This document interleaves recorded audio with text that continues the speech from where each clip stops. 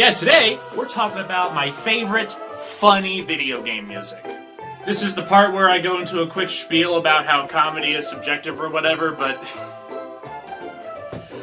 none of you are gonna listen to that. So all I'll go into is the only concrete rule that I have in place for this list is the music that I pick has to be intentionally funny to a reasonable degree.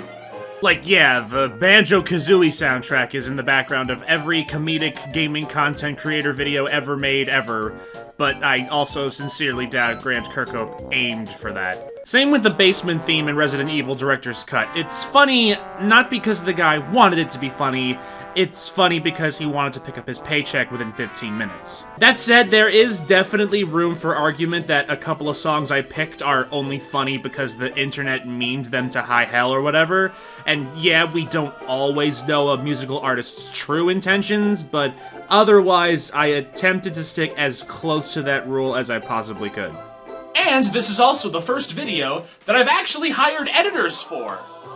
Video editors. And their first assignment is a topic heavily involving audio. Do you guys hate me yet? I love the Sly Cooper games because, being a cartoony-styled series, it inherently lends itself to outlandish concepts for heists that you wouldn't find in other games where you play as a criminal, ranging from harnessing energy from ghosts to power a bomb, to placing a mythical sea creature under mind control to attack pirate ships. And yet, somehow, an opera duel is one of the more zany things the Cooper gang have had to partake in. The first sign you know things are about to get weird is that Bentley's the one singing. And does this motherfucker look like he's gonna be on American Idol anytime soon? There is a difference between being confident and deluded, and you fall, unfortunately, into the latter. The minigame itself is pretty straightforward. Don Octavio and Bentley take turns. During your turn, you merely have to match the button presses shown on screen during Octavio's turn, while simultaneously matching his pacing. What follows is about 2 minutes of me attempting not to bust a fucking nut from giggling too hard, because not only does Bentley sound like this, the game gives you a little leeway with the timing of your button presses as long as the button's correct, which means not only does Bentley sound like he's gargling mayonnaise, he'll be frequently offbeat. Or should I say, you'll be frequently offbeat, because if you're anything like me, you're gonna start subconsciously doing that on purpose. What can I say? Comedy's a team effort.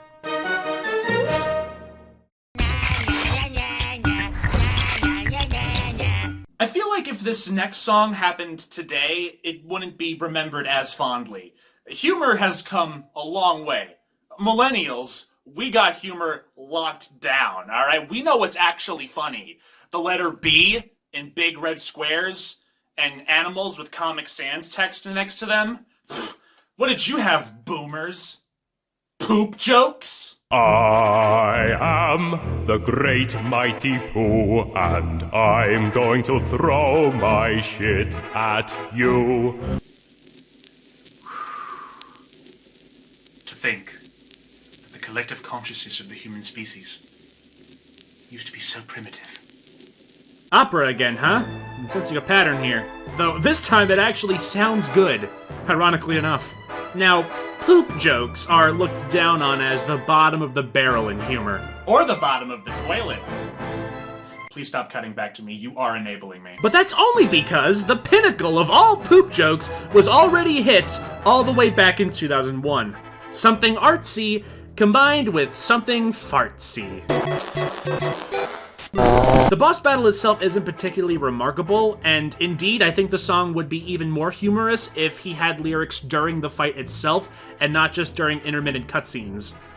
But rather than any of that, for the Xbox remake, they censor all instances of the word shit.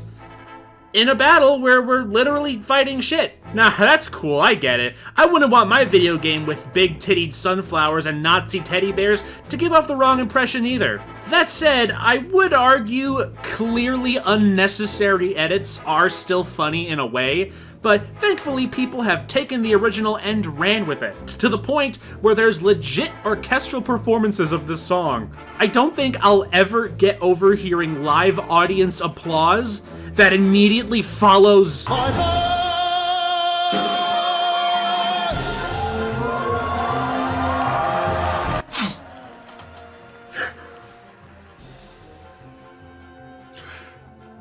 Les Miserables could only hope to bring out half of the emotions that I'm feeling right now. One thing I'd have to imagine is difficult about making games like Marvel vs. Capcom, where half of the characters have nothing to do with the other half, is the soundtrack. Most of the characters on the Capcom side have whole compendiums worth of music to choose from to remix for character themes, while the Marvel side, unless they started duct taping MP3 players to every comic book at some point and I didn't notice, don't, and thus have to rely on original compositions. They made sure every theme more or less represented the character as best they could, and then they got to Deadpool, where the most optimal route, ironically, was to make sure it didn't fit him at all. And really, what fits Deadpool consistently? One minute he's shooting down drug dealers, the next he's seducing a skeleton lady. One minute he's fighting ninja assassins, the next My Little Pony characters. Chris, that last one isn't canon. Do you think Deadpool gives a shit? It doesn't matter. Just like the lyrics to his theme song in Marvel vs. Capcom 3. Lyrics were already a rarity amongst the cast, the only other characters with them being X-23 and Dante. I guess this was so players could more easily hear Dr. Doom shout foot dive over and over. That was very important. Now let's forget about Deadpool for a few seconds. Let's pretend this is a regular ass song. Do the walk, do the talk, don't be fooled, go to school. We're already off to a weird start, but if you told me this was intended for, I don't know what, a drug abuse PSA, I'd probably believe you for approximately 0.7 seconds before the next line, do the watch, do the touch, sing the song, and sing you have. I don't have any sings. I only have drugs. Which you shouldn't do, by the way, kids.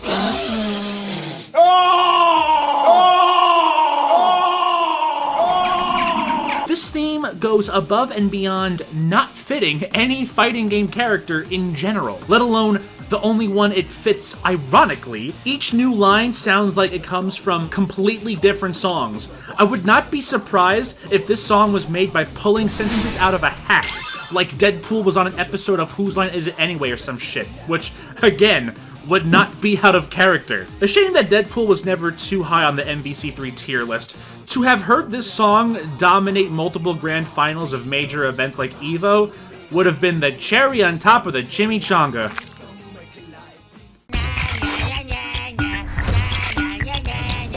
This next song is one that... I thought I had these taken out. I'm sorry, give me 1 sec, I gotta take this.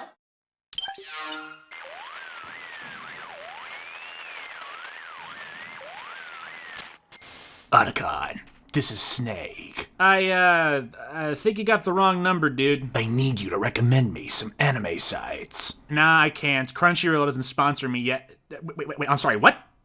You? Anime? Yeah, I finished watching that one show you recommended, Neo Yokio. Ooh, that's... yeah, not what I would have said, Chief. I'm not even sure that's actually anime, if I'm being real with you. Well, either way, now I'm hooked. Man, I can't believe anime used to give me PTSD. I can't hear you, I'm going under a tunnel. Yeah, Solid Snake's been through a lot. He's watched people die in front of him on numerous occasions, he's been tortured, he's been vaporized by an ethereal deity, but perhaps worst of all, someone put a song from Watch Mojo's top 10 worst anime OPs onto Snake's iPod. Sins never die. Can't wash this blood off my hands. In Metal Gear Solid 4, Guns of the Patriots, Snake carries an Apple iPod around with him. A bit of a weird product placement, but an effective excuse to get to listen to a whole bunch of music from the Metal Gear series whenever you want, while still playing the game. MGS4 was already all about the crazy fan service anyway.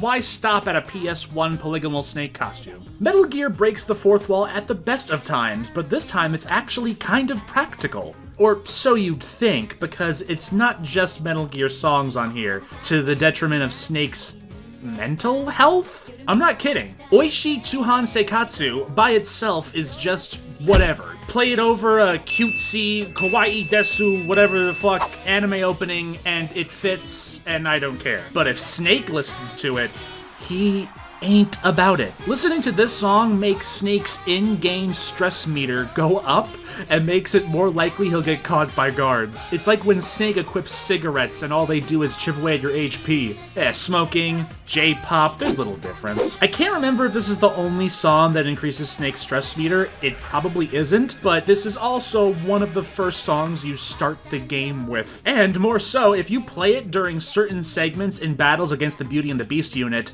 characters who have some pretty fucked up backstories even by Metal Gear standards, they just start dancing without a care in the world.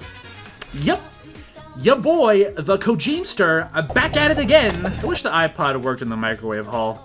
Kick a man while he's down. So yeah, this one's only really funny with context, but I digress. It's still pretty... Oh, God damn it! What?! I'm trying to sneak around, but this anime girl that I'm watching is dummy thick, and the clap from her ass cheeks keeps alerting the guards. It's time for a fun history lesson, boys and girls. In the year 1880, an Italian composer named Luigi Denza and a lyricist named Peppino Turco created a song to celebrate the grand opening of a funicular on Mount Vesuvius. Titled Funiculi Funicula, the song became very popular in Italy and describes a young man comparing his lover to a volcano and inviting her to journey with him to the top of one. So what part of any of that reminded you about Spider-Man? Was it the same part as me? Let's compare notes. Yeah, remember what I said before about songs on the list being intentionally funny? Well, while Peppino supposedly suggested the composition as a joke, at least according to the 27.5 seconds of research I did, I sincerely doubt Luigi said, "Hey, Peppino, 120 years after we die, this song's gonna be in a movie-licensed video game and our legacy will be immortalized." I don't even know what a movie or a video game is, but I gotta tell you, I'm getting pretty fucking giddy already. Am I even allowed to include this, seeing as it didn't originate from a video game? Did you know it didn't originate from a video game? Did you know this song even had an actual name? I don't blame you if you didn't know the title specifically. I'm not good with foreign song titles on the best of days either, but this song is known as anything but Funiculi Funicula. It's known as Spider-Man 2 Pizza Theme, and then Hatsune Miku Pizza Pasta, and then Larry's High Silk Hat from VeggieTales, and then all the way down, somewhere at number 500, is the song's actual title. It's like if I confessed to the love of my life, and I wrote this grand epic ballad about how much she meant to me and how much I would love her for all eternity. And then 100 years from now, it gets uploaded to the internet under the name Cheesecake Factory, official theme song. So yeah, the Spider-Man 2 Pizza theme was already pretty funny because you're watching this acclaimed superhero with a lot of emotional baggage frantically sprint across New York, not to save the world or his loved ones, but to save people from getting impatient and ordering Domino's instead. But there's just something about the song that perhaps someone a million times more musically inclined than I am could help me explain, that just lends itself to a bunch of shitfuckery. Like, even if we completely ignore this having anything to do with pizza and pasta and putting it in a box, you can play this over a lot of outlandishly hilarious scenarios and it would just work. There's worse things to be known for posthumously, I guess.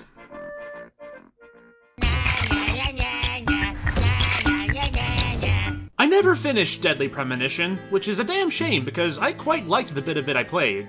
That is to say, I don't know if I actually liked it, but god damn it did I want to keep going. It's this surreal mix of The X-Files and Twin Peaks. I've only ever watched the former, however. I guess that's why I stopped playing.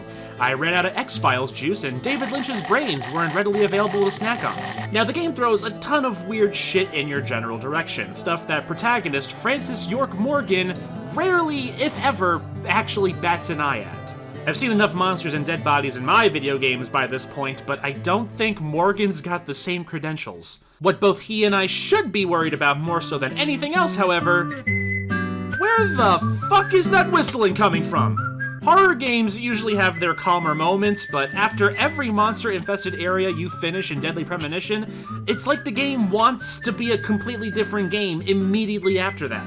Morgan just kind of shrugs off every encounter, starts talking to his imaginary friend Zach, and that whistling just comes on and gives me the biggest case of mood whiplash I've ever had in a video game. It's not like this is a secret joke a la Silent Hill 2. This is part of the game, and I just lost my shit every time. This song, much like the anime song in Metal Gear Solid 4, admittedly is only funny within context of the game, but even then, I'd argue the arrangement is just awkward enough on its own to work if a weird feeling is what you're shooting for.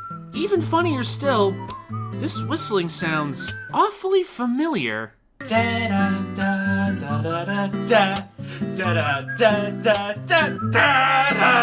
of the princess to invite us over for a picnic, eh, Zach?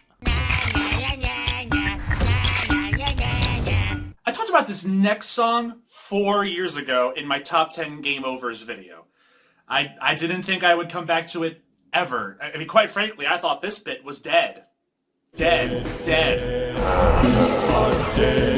Dead, dead, you are dead, dead, dead. Yep, still haven't played Total Distortion.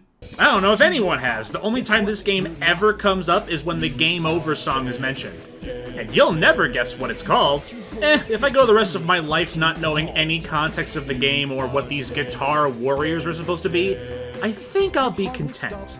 Most game overs either let the player off easy with soft angelic music, or cover the screen in blood, but Total Distortion wants to really, really drive home exactly how dead you are, my dude. The hills are alive with the sound of vultures circling the air waiting to dive down and feast on your corpse. The hills are also alive with the sound of music about how much metaphorical dicks you metaphorically suck. Thought you were hot. Guess what? You're not. Thought you were hot? Well, guess what? You're not! Bitch! And then Mrs. Smith sent me to detention. Probably because my rhymes were just so sick. And now your body is starting to mold. Molding already? Jeez, we're only like 30 seconds into the song. And by association, my descent down into hell. Eesh, little Timmy was right. I am literally not hot at all. This song's hilarious, but it gets added value when you pair it with Game Over screens it clearly doesn't go with.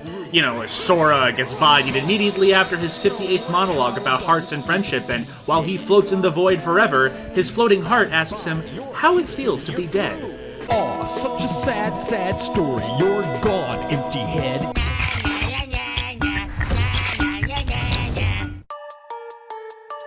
You already know what time it is, boys. You kids managed to scrape by so far.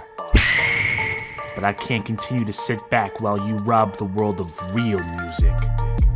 These are the bars that the ears of the people have been waiting for years. Be afraid, music executives. 'Cause I'm coming.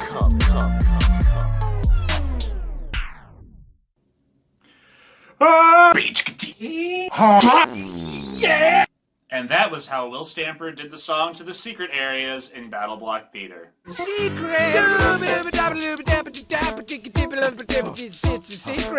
Wait, nope, sorry. Correction.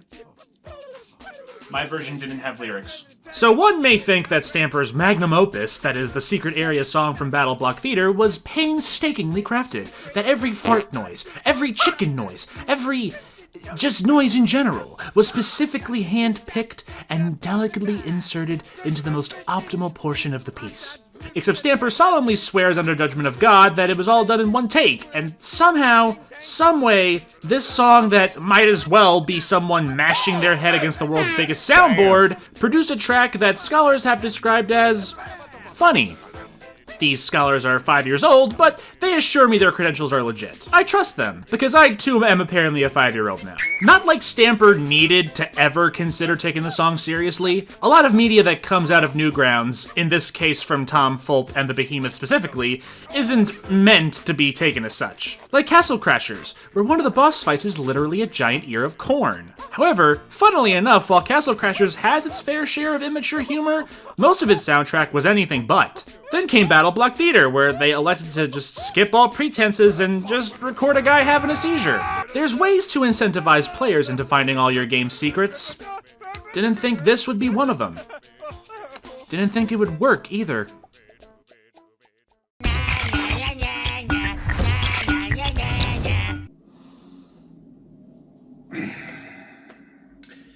Remember when I said that it probably wasn't Grant Kirkhope's intention to be funny with the Banjo-Kazooie soundtrack? That's because it was most definitely his intention with the DK rap. Okay. Here we go. I tried, guys. I tried really goddamn hard. Before I even drafted this list, I said, Chris, if you put the DK rap in this video, I will disown you. To which I responded, how is that technically possible? To which I responded, shut your whore mouth. My whore mouth then proceeded to put the DK rap on the list anyway, on the lowest possible spot, but the more I wrote, the more the number just kept going up and up and up. What a world I live in, where I feel the need to justify placing an overplayed song so high, when the previous entry that I don't anticipate hearing much pushback about was literally 2.5 minutes of people screaming in a hallway in a dimly lit asylum. What a goddamn world. I can't help it. The sheer amount of times I've quoted lyrics from the DK rap out of context, the sheer amount of times I giggle just thinking about it, and the sheer amount of disappointment from fans that 2 verses are mysteriously absent from the DK rap in Smash Brothers, it all speaks more volumes about the staying power of this fucking stupid song than anything I could possibly write here. Such a shame, then, that Grant Kirkhope actually wrote the DK rap 87 years ago for his wife to confess his love to her, and then Rare had to go and steal it behind his back, betray him. Because it wasn't called the DK rap back then. It was actually called Bananculi Banancula.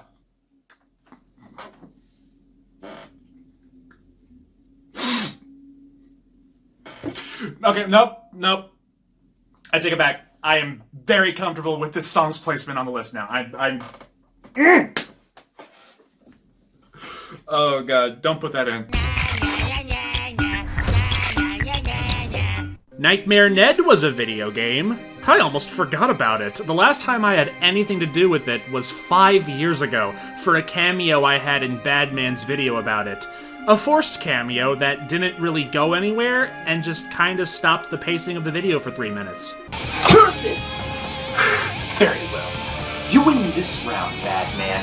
But just remember, I will not so easily forget how you betrayed me like this. I will find a way, mark my words, to rid you from YouTube forever.